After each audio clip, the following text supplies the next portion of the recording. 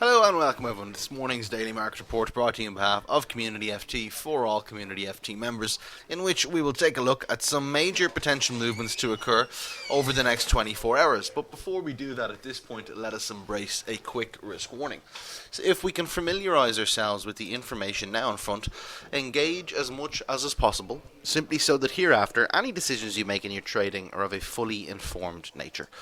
Okay, on the cards for us this morning, let us take a look at some economies, the value of those economies as is reflected or represented by the value of their currency, as it always is, and let's then take a look at some commodities. So, as you can see here, guys, we're going to have a look at soybean and Aussie dollar versus US dollar.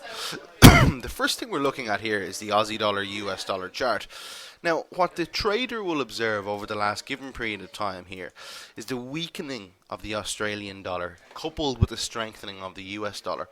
And what's very noticeable about this particular point is, how this was initially caught had one have been using the 100-day moving average or exponential moving average.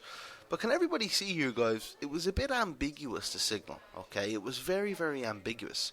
So in order for one to actually use the moving average and catch every possible opportunity, one would have had to have been taking every single opportunity.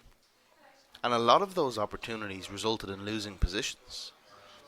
So what we can do to help us with that is hedge every position with some correct stop loss and clever stop loss placement using the stochastic oscillator.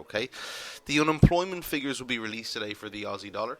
Depending on that, we could see a bit of a movement and some intraday volatility in the Aussie dollar US dollar market. Next we're looking at soybean, and we see here today's trading a little bit of a doji developing, which is quite interesting as always. Typically we might say that results in indecision. What we're looking at in front though with soybean really is a recent downtrend, so a bearish move which was caught by the 100-day exponential moving average, and now it seems that we've kind of touched on the maximum level of support and we seem to be retracing. Now what we really want to know is, how do we find opportunities therein and how can we catch those things? Well, what can be used is the commodity channel index, which is almost an oscillator in itself, which helps us identify the overall movement of trend relative to a standard range. And as you can see here, it's gone back into its standard range and seems to be increasing seems to be on a positive slope, you might say. Furthermore, we can use the bullish volume to help us with that. But what's been interesting is that the bullish volume has been steadily decreasing over the last given period of time. So if the bullish volume decreases, well then opportunities for the bullish sense, or in a bullish sense, might not necessarily be that much true. So what we could do is wait for confirmation of that bullish move by the market crossing over with the 100-day EMA and a little bit more commodity channel index movement. So we hope that's been of help, everyone. If you have any further questions, please do not hesitate to get in touch. We welcome all inquiries. Have a fantastic day, guys, and we'll catch you tomorrow.